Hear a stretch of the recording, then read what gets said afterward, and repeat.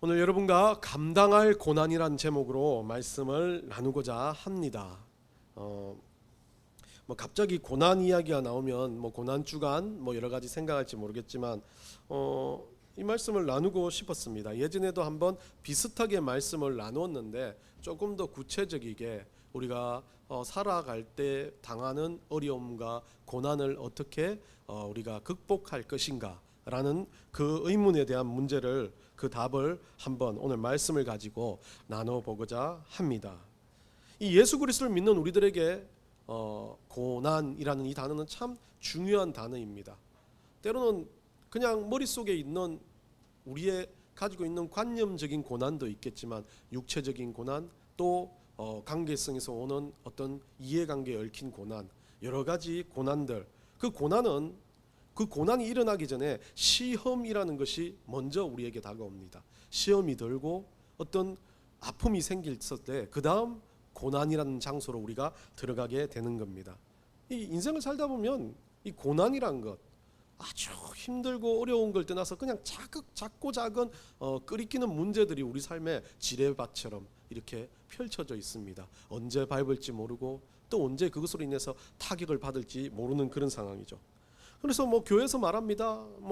은혜를 받고 성령 충만하면, 예, 맞습니다. 그게 있으면 고난을 극복하는 게 당연히 오늘 논리적인 내용, 성경 그리스도인들이 가지고 있는 내용이지만 우리는 그 고난을 당하면서 좀 한번 깊게 스스로를 평가해보고 스스로를 돌아보는 그런 일들을 반복했을 때 고난에 대해서 우리는 조금 달라질 수 있다는 생각이 듭니다.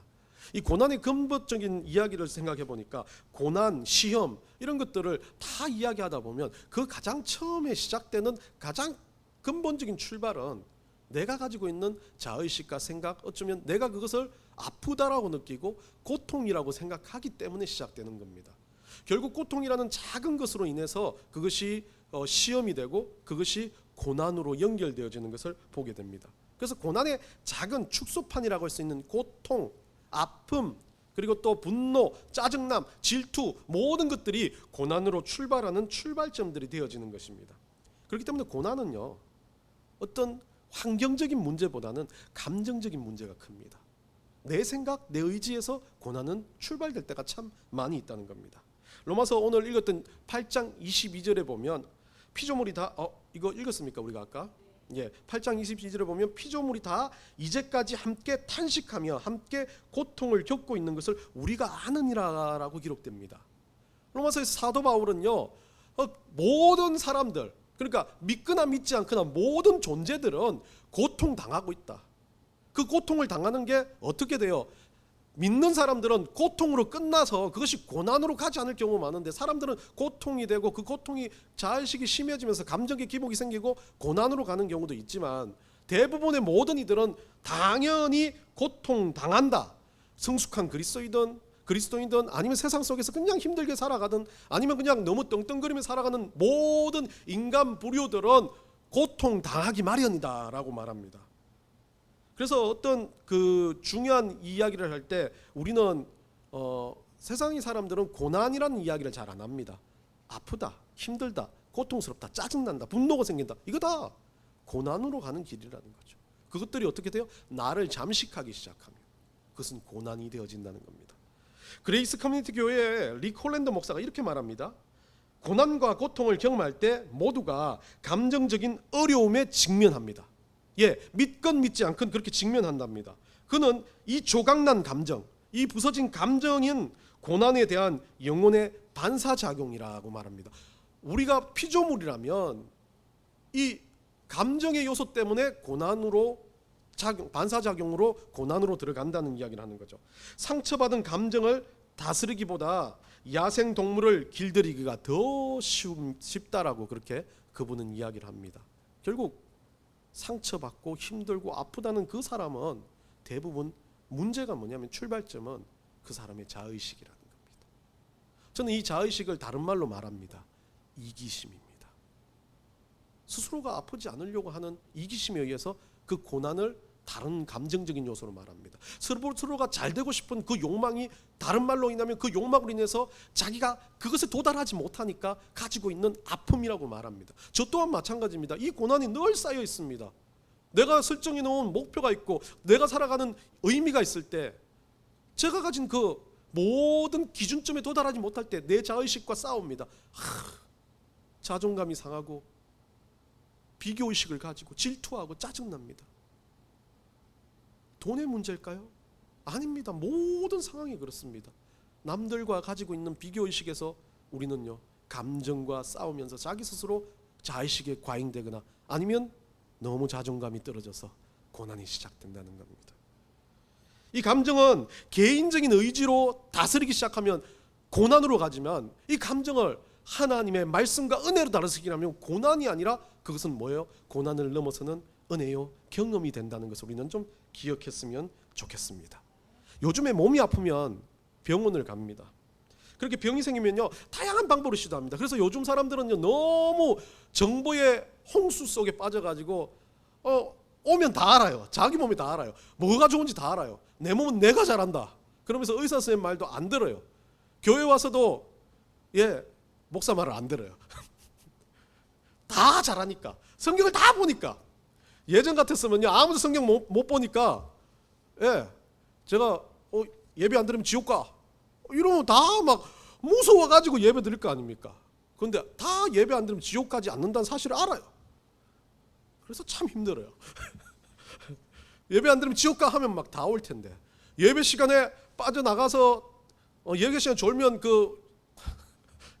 뭐 그렇게까지 가지 맙시다. 누구처럼 떨어져 죽는다 이러면 큰일 나니까 우린 6층이라 떨어지면 죽을 것 같아요 진짜. 여하튼 그런 이야기들을 모르면 너무 그냥 가스라이팅처럼 할 수 있는데 다 알아요. 병자들도 다 알아요. 자기 몸을 다 알아요. 그런데 뭐가 있습니까? 모르는 병이 하나 있습니다. 정신병력자들은요 자기가 정신병력이란 걸 모릅니다. 주변에서 너 좀 정신병력이 있는 것 같아라고 말하기도 참 힘듭니다. 그게 기준점이 별로 없기 때문에요. 그래서 뭐 어떻게 됩니까? 사람들이요 무감각해집니다. 내가 정신적으로 문제가 있나? 그러다가 심각해지는 거죠.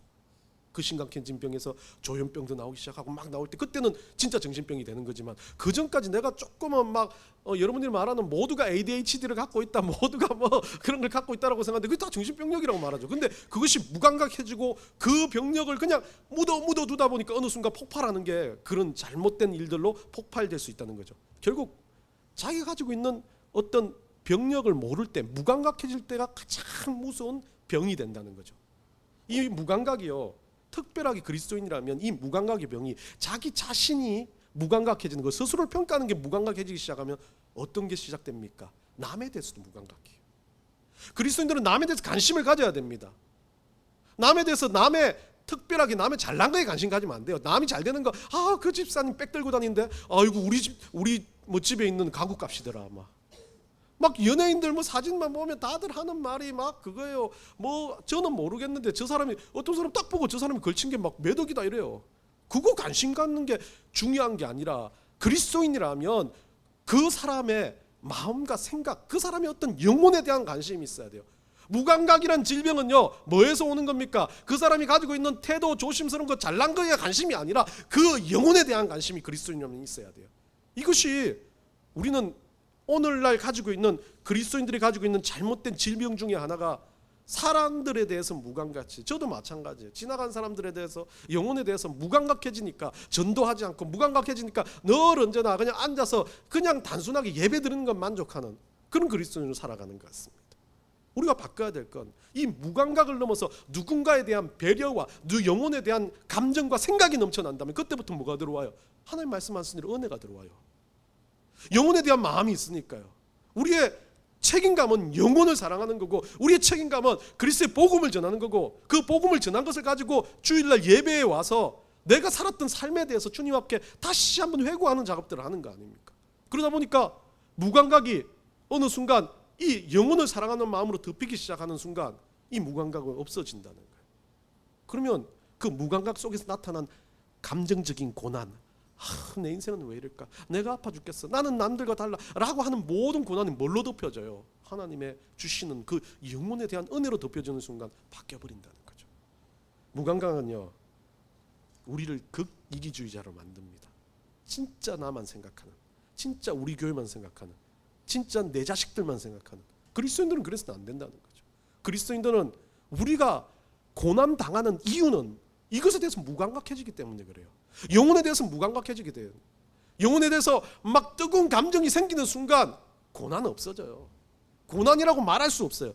저도 그냥 가만히 앉아서 기도만 하고 있을 때는 막 안 되는 것 같고 고난스러운 것 같아요. 힘들어서 복잡해 죽겠어요. 그런데 현장에 가서 전도하기 시작하는 순간, 막 무전전도여행을 계획하고 가는 순간 머릿속에 복잡하게 뭔가 다단하게 그걸 만들지 않습니다. 단순하게 가서 복음을 전하는 순간 그 복음을 전하는 자체만으로도 막 감사가 넘치는 순간들을 경험해 봅니다. 그런데 역경고 환경이 되지 않는 순간에는 또 머릿속에 복잡해지고 고난이 다가오는 겁니다. 오늘 본문을 통해서 우리는요, 이런 견디기 힘든 이런 무감각한 삶, 그래서 그것으로 인해서 고난이 일어나는 이것들을 대해서 우리가 어떻게 해결할까, 어떻게 해결해 볼까라는 세 가지의 방법을 이야기하는 것 같습니다. 본문은 짧지만 그래도 그 안에 중요한 고난을 극복하는 길, 그리스도인이라면 세상에서 말하는 그 고난의 극복이 아니라 그리스도인이라면 이렇게 극복해라고 하는 세 가지가 있습니다. 첫 번째, 이 고난 고통을 해결하는 그 방법은, 이게 참 중요한 일인 거죠. 이것이 고난인 줄 알아야 된다는 거죠. 이것이 고통인 줄 알아야 된다는, 직면하라, 바라보라는 거예요. 아프다, 내가 힘들다, 어렵다, 자존감이 떨어진다, 뭔가 남들보다 비교해서 뭔가 나는 아닌 것 같다, 누가 나를 계속 지적하고 나를 문제 있다라고 말합니다. 그러면 우리의 생각들은, 이기적인 감각이 있는 사람들은요, 왜 저래 저 사람 너무 나빠라고 생각하고 자기 스스로를 바라보지 않습니다. 스스로를 돌아보지 않는다는 거죠. 남을 돌아보는 그 사람은 먼저 스스로를 돌아볼 수 있는 사람이에요. 사도 바울도 그렇게 말해요. 스스로를 돌아본다는 것 자체가 가장 중요한 현실이죠. 나를 바라보고 고통에 직면하는 겁니다. 오늘 본문에서는요, 이 누구보다도 하나님께서 주시는 것 중에 12절을 보면, 그런즉 선줄로 생각하는 자는 넘어질까 조심하라로 먼저 이야기를 하고, 오늘 고난에 대한 이야기를 하면서 그냥 짧은 두 줄을 이야기하고 또 다른 이야기, 그런적이라고 이야기를 하는 본문입니다. 근데 선줄로 생각하는 사람, 스스로가 자기가 뭔가 좀 할 수 있다라고 여겨지는 사람은 그 순간이 넘어질 순간이라는 거죠. 직면하지 못한다는 겁니다.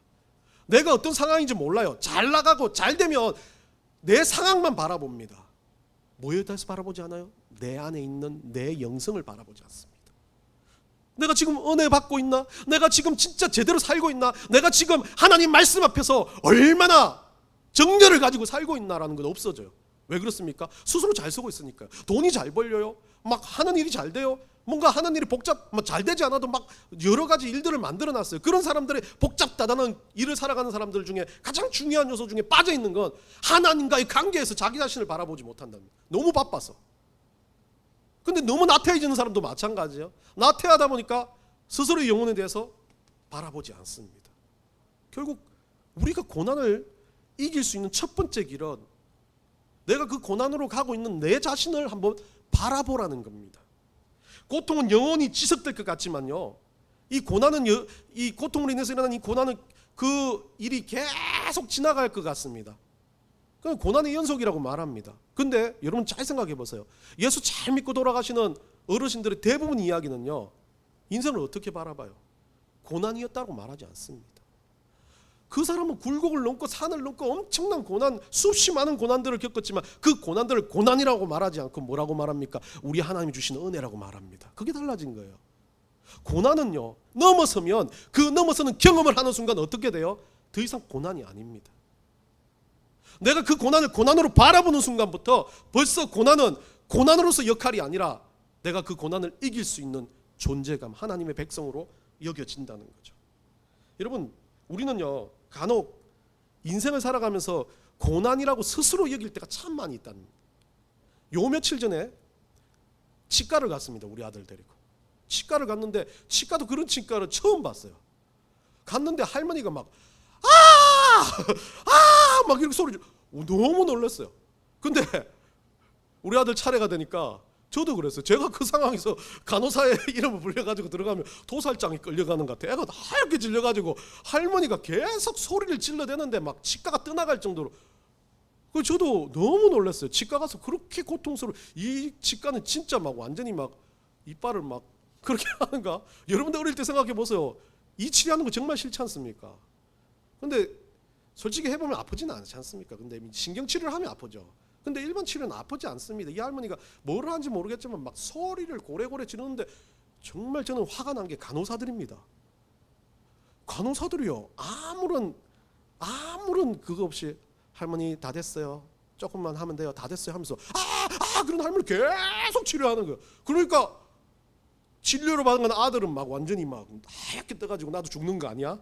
저렇게 아픈 거 아니야? 라고 생각하는 그런 상황이 돼버린 겁니다. 그래서 이제 그냥 저도 안절부절 못한 게 아니라 저는 물 먹으려고 그러니까 이 간호사들이 미안했나 봐요. 그 간호사도 아니에요. 그게 그 카운터에 있는 분이 예, 할머니가 치매가 있어서요 그러더라고요. 치매가 있으시니까 할머니가 어때요? 잉한 소리만 들어 소리를 질렀다 그러는 거죠.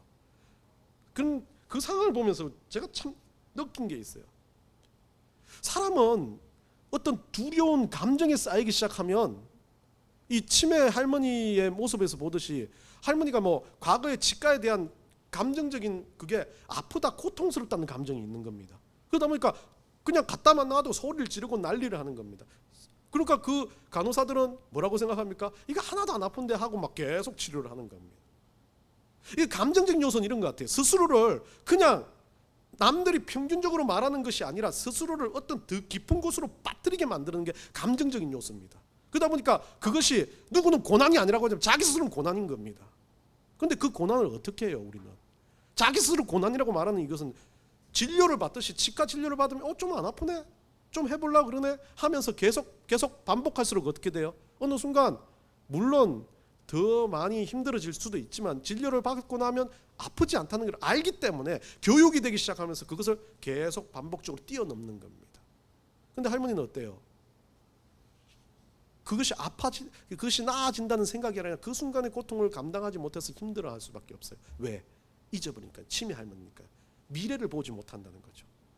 앞으로 내가 이것이 나을 수 있다는 것이 없기 때문에 그 순간의 고통에만 힘들어할 수밖에 없는 겁니다. 고난도 마찬가지인 겁니다. 우리는 오늘 제가 주복 앞쪽에 여러분들한테 중요하게 생각해서 한번 읽어보시라고 넣었듯이 생각하건대 현재의 고난은 장차 우리에게 나타날 영광과 비교할 수 없도다라고 말한 사도 바울의 이 로마서의 8장의 고백들, 장차 올 이 영광과 비교한다면 이 땅에 있는 모든 것들은요 고난이라고 말할 수 없다는 거예요. 그게 영광으로 가는 방법이기 때문에 그래요. 우리가 천국에 간다는 그 확실한 근거를 가지고 믿음을만 가지고 있다면 이 땅이 어떤 지옥과 같은 삶이라도 우리는 영광스러운 삶이 된다는 거죠. 두 번째 고난의 문제를 봤을 때요, 이 오늘 본문에 보면요, 오늘 13절 본문에 보면요, 뒤쪽에요, 너희가 감당하지 못할 시험 당함을 허락하지 아니하시고, 뭐라 그럽니까? 우리에게 감당하지 못할 시험을 허락하지 않는데요, 무조건 감당하게 해준다 그럽니다. 뭐 이것은 빼고 나더라도 그 다음 뭡니까? 시험 당할 즈음이라고 말합니다. 시험 당할 즈음에 피할 길을 어떻게 하신다고? 내사라고 말하죠. 우리 하나님은요, 고통의 문제 두 번째 해결길에 그 시험 당하는 그 순간이 뭐가 돼요? 고난을 당하는 그 순간이 고난을 피하는 시작이라는 것을 이야기하고 있습니다. 해결책을 먼저 준비하셨다는 겁니다. 고통을 당할 즈음에, 그 또 고통이 주어지는 상황에 그 해결책까지도 하나님께서는 허락하셨는데 대부분 어때요? 우리가 그 해결책을 찾지 못한다는 거죠. 이건 세상의 사람들의 문제가 아닙니다. 그리스도인 우리들에게 피할 길을 주신다는 거예요. 그 피할 길은 뭡니까? 세상에서는요, 그 문제에 대한 근본을 바꿔가지고 변화시킨다 그러지만 우리는 그 문제에 대한 부분이 아닙니다. 근본적인 문제입니다. 그 피할 길의 근본적인 문제는요, 우리가 이 당한 문제의 고통의 아픔의 고난의 모든 시작이 자기 감정, 자기 의지에서 온다면 그 모든 시작을 하나님께로 돌려드려요. 하나님이 그 피할 책을 주신다고 했으니까 그것을 믿기만 하면 그 순간 그것은 고난이라기보다는 조금은 아픔일 수 있지만 건너가지 못할 산이 아니라 넘어갈 산이 되어져 버립니다. 고통의 해결책은요, 다른 곳에 있지 않습니다. 우리 그리스도인들은 고통의 해결책의 가장 근본적인 것은 우리들의 믿음, 신앙에 있다는 것을 우리는 기억해야 됩니다. 신앙이 있다면요, 장차 올 영광과 좋게 비교할 수 없는데 그걸 왜 고통이라고 말합니까?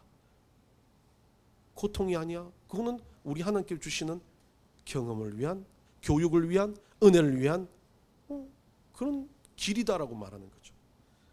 고통도 우리가 말하는 그 은혜의 순간이 잠식되는 순간, 하나님께 맡겨지는 순간, 그 고통도 고통이 아니라 감사가 되는 게 그리스도인입니다. 문제는 문제가 아니라 하나님께서 주시는 기도의 응답이 되어버린 역사가 우리 그리스도인들이 가지고 있는 가장 큰 강점 중에 강점이라는 것을 우리를 기억해 봐야 됩니다. 여러분 헬스장 가면 근육 운동 하십니까? 예, 근력 운동 하십니까? 예, 요즘에 저 해야 되는데 너무 안 해가지고 자꾸 똥배가 나옵니다. 근데 이 근력 운동을 하면 처음 하면 어떻습니까? 예, 첫날 하고 나면 그 다음날 다 들어눕습니다. 예, 그 안 땡기는 사람이 있으면 그 사람은 예, 이 막 바디빌딩 챔피언 나가야 되는 거죠. 고통이 없으니까. 이 근육을 쓰고 나면 이 근육에 뭐가 생깁니까? 고통이 옵니다. 고난도 마찬가지입니다. 내가 그것을 이기고자 믿음으로 말씀을 읽고 기도를 하고 예배를 드리고 막 성령 충만하기 위해서 노력하면 노력할수록 뭐가 와요? 이 영적인 근육을 움직이기 시작하니까 그때부터 나에게 더 힘들어지는 문제들이 와요. 사단이 가만 안 있거든요. 성령 충만해지려고 하는 영혼을 사단은요, 그래도 시험에 빠지게 하는 게 자기 일이니까 가만 안 있어요. 시험 들게 하고 힘들게 하고 자절케 하고 막 어려운 일들을 만들어냅니다. 근데 그 순간에 운동을 멈춰버리면 어떻습니까? 내가 막 그렇게 근육을 내려고 했던 그 아픈 것에 뭐가 쌓입니까? 또다시 지방이 쌓여버리는 거죠. 근데 그때도 계속 참으면서 적당하게 훈련을 계속하고 운동을 계속했을 때 진짜 이게 근육이 되어지는 거죠. 그리스도인이 고난을 직면한 자세도 마찬가지입니다. 어렵다고 힘들다고 그것을 그냥 두는 것이 아니라 정말 천천히 근육 운동을 하면서 영적 근육을 키워나가는 것. 그때 그게 우리가 바로 하나님께서 피할 길을 내신 거죠. 우리는 피할 수 있는 사람들인데 그 영적 근육 운동을 꾸준하게 반복적으로 말씀을 읽고 기도를 하고 예배를 드리고 찬양을 부르면서 그것들을 해야 된다는 겁니다. 마지막입니다. 세 번째입니다. 고통의 문제를 해결한 세 번째 방법은요, 단순하게 그냥 이야기한 게 아니라 마지막 부분에 이야기합니다. 능히 감당하게 하시느니라 라고 이야기합니다. 처음에는 우리가 말한 것처럼 직면을 해야 되고 영적으로 그것을 대해서 그 시험을 이길 수 있는 피할 길을 찾아서 계속 운동을 하는데 그냥 운동을 하는 것으로 끝나는 게 아니라 능히 감당이 되어진다는 거죠. 우리가 감당 못하는 게 아니라 능히 이길 수 있는 일이라는 걸 말합니다. 야고보서 1장 2절에 이렇게 말합니다. 내 형제라 너희들이 여러 가지 시험을 당할 때 있습니까? 뒤쪽에 한번. 예, 아닙니다. 시험을 당할 때 온전히 기쁘게 여기라. 야고보는 그래요. 시험 당할 때 기쁘게 여기라라고 말합니다. 그 시험으로 인해 오는 그 기쁨은 어떤 것과도 비교될 수 없으니까요. 그래서 이 야고보스가 말한 시험을 당할 때 기뻐하는 것으로 인해서 오는 것들은 그것들을 고난이 아니라 기쁨으로 느끼는 것, 그것은 단순하게 그냥 이겨내는 게 아니라 확 뛰어넘어서 그걸 바꿔버리는 그런 요소를 이야기하죠. 오늘 능히 감당하다, 이 헬라 단어로 디나스다이라는 이 단어도 마찬가지입니다. 여러분들 비슷한 단어 아시죠? 명사로서는 디나마이라는 명사인데 능력, 권력, 힘 이렇게 말합니다. 그리고 이 디나마이는 할 수 있다는 동사이기도 합니다. 이 할 수 있다는 디나마이라는 동사가 그냥 단순하게 할 수 있는 것이 아니라 우리가 우리의 의지와 능력이 아니라 뭐요? 주님께서 주시는 능력에 의해서. 그래서 빌립보서 4장 한번 읽어보시죠. 11절부터 13절 우리 다 같이 크게 읽습니다. 시작. 내가 궁핍함으로 말하는 것이 아니니라. 어떠한 형편에든지 나는 자족하기를 배웠노라. 나는 비천에 처할 줄도 알고 풍부에 처할 줄도 알아. 모든 일 곧 배부름과 배고픔과 풍부와 궁핍에도 처할 줄 아는 일체의 비결을 배웠노라. 내게 능력 주시는 자 안에서 내가 모든 것을 할 수 있느니라. 사도 바울이 빌립보에서 말하는 이 마지막 13절에서요 뭐라고 합니까? 어려운 것들을 내가 다 하면서 자족하기를 배웠는데 그 자족하는 가장 근본적인 이유는 내게 능력 주시는 자 때문이라는 거죠. 여기서 내게 능력 주시는 자, 능력 주시는 이라는 뜻의 이 단어는 디나모라는 단어를 쓰고 있는데, 이거는 n이라는 접속사와 디나마이에서 나온 이 수동태형 디나모, 디나마이는 능동태예요. 할 수 있는 거예요. 수동태는 뭐예요? 내가 할 수 있는 게 아니라 하게 하시는 겁니다. 나를 하게 하시는 거예요. 능력 안에서 거하게 하시는 거. 그건 장차 올 영광 때문에 그렇게 되는 거예요. 내가 그리스도인이고 내가 하나님 백성이고 그리스도를 믿고 예수의 보혈에 잠긴 자라면, 성령이 내 안에 있는 자라면 나는 능력이 있는 자이기 때문에 나는 고난을 뛰어넘을 수 있는 자가 된다는 거죠. 고난이 잠식되는 자가 아니라, 나에겐 더 이상 고난이 아니라 하나님 주시는 그 모든 고난이 기쁨이 되고 은혜가 되고 감격이 되게 만드는 거. 그게 바로 우리 하나님께서 하시는 마지막 고난 이기는 길이라고 말합니다.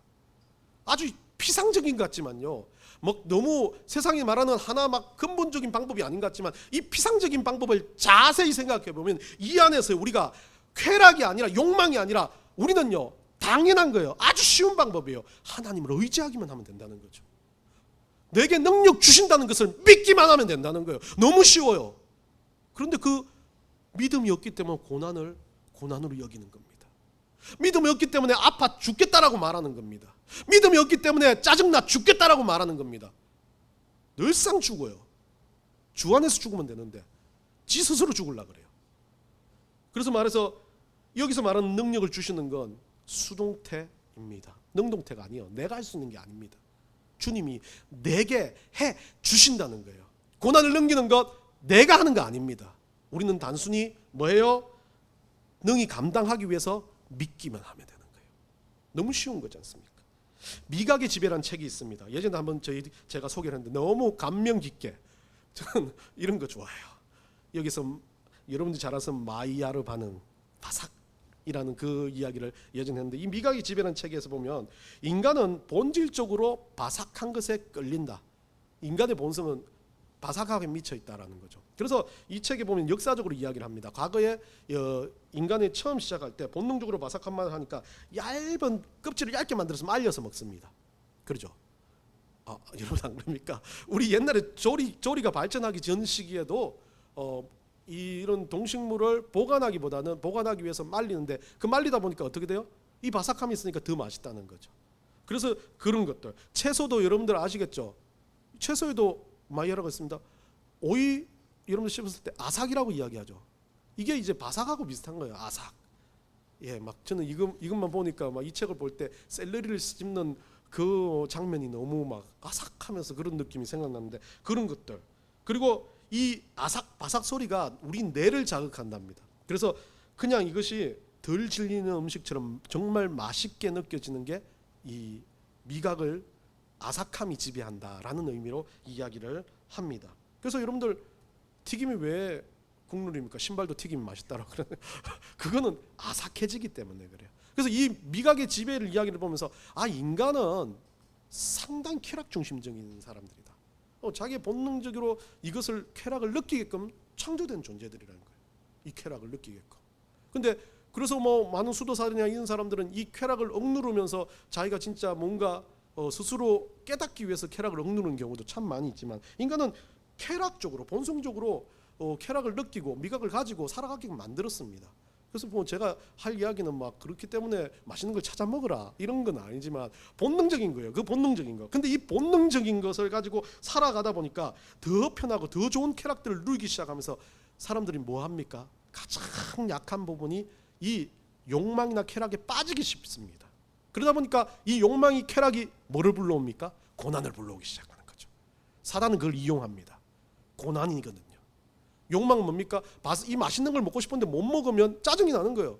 내가 공부를 잘해가지고 남들보다 이기고 싶은데 못 이기면 어떻게 돼요? 띠뚤어졌고 짜증났다고 생각하는 거예요. 나는 잘못되는가? 라고 생각하는 그것에 사단은 집중하는 거죠.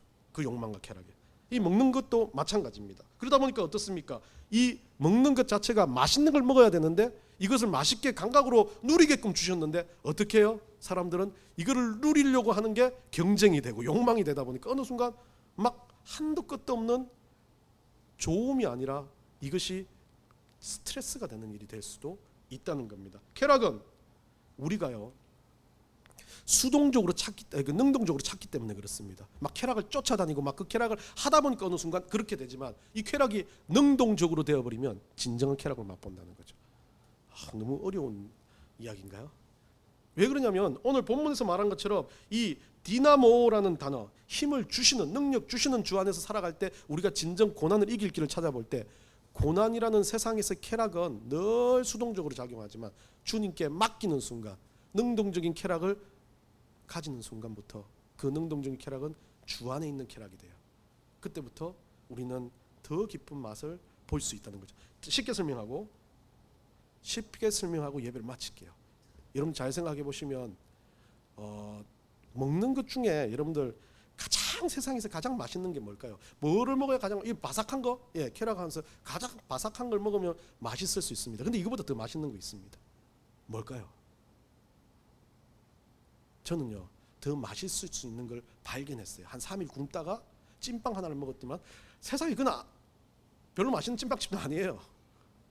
그런데 누구보다도 어떤 것보다도 기억에 남고 내 세포가 깨어나는 맛을 느꼈던 거죠. 무전전 여행할 때 아무것도 못 먹다가 그 어떤 분이 찐빵 하나, 따뜻한 찐빵 하나 줬는데 그 찐빵은 이 세상의 어떤 맛과도 비교되지 않습니다. 왜 그럴까요? 이유를 생각했어요. 이걸 하다가 이유가 생각나더라고요. 오늘 사도 바울이 뭐 했습니까? 자기는 모든 일에 곧 배부름과 그 다음 배고픔, 이게 정답이더라고요. 배고프니까 세상에 어떤 것보다 맛있는 게 생기더라고요. 마이야라드가 아니라 쾌락을 넘어서는 일이에요. 배고프면요 어떤 것도 돌도 씹어먹게 만드는, 배고프면요 진짜 맛없는 것도 맛있게 만드는 역사가 있더라고요. 그래서 이 배고픔은 뭐예요? 배고픔은 단순하게 그냥 배고픔이 아니에요. 배고픔은 고통입니다. 배고픔은 고난입니다. 배고픔은 이것 때문에 힘든 것입니다. 어려운 것입니다. 그 어려운 것들을 어떻게 해요? 그 어려운 것들을 참아내고 무언가 누가 세상에 보기에는 그렇게 대단하지 않아요. 그냥 단순한 거 짝까는 거 아니에요. 그거를 받아먹는 순간 세상이 열려버리는 거죠. 이게 바로 고난을 극복하는 은혜의 모습입니다. 우리 그리스도인들은요 뭔가 대단한 거 달라고, 막 엄청난 거 달라고, 하나님 믿으면 내가 뭔가 막 천지를 돌아다니는 슈퍼맨이 되는 것처럼, 지저스 크라이스트 슈퍼스타가 아니라 자기가 슈퍼스타가 돼서 막 하는 것처럼 생각하는데 그 생각이 아니라 내가 어려운 가운데 그 고난을 작게 이겨갈 때 주님께서 주시는 그 은혜의 맛이 이거라는 거예요. 고난을 이기는 거룩한 맛, 그 영적인 배고픔 가운데 내가 하나님을 찾고 말씀을 읽고 은혜 가운데 살아가기를 막 간절히 소원하는 순간 내 안에 주시는 딱 꽂아주시는 성령의 역사, 막 그냥 다 버리고도 만족할 것 같은 구원의 역사를 경험하는 순간 느끼는 그 맛은 고난은 비교되지도 못한다는 거죠.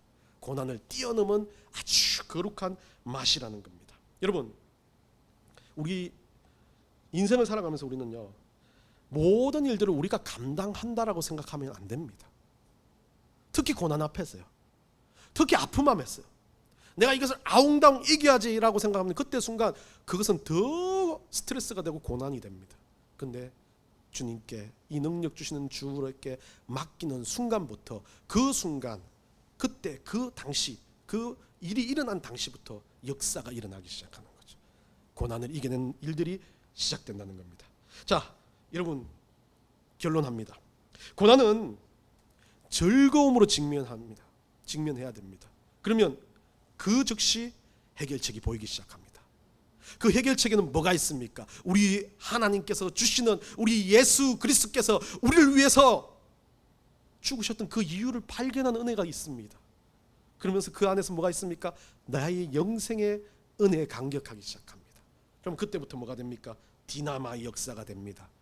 능히 그 일들을 할 수 있다라고 우리가 말합니다. 여기는 능동태죠.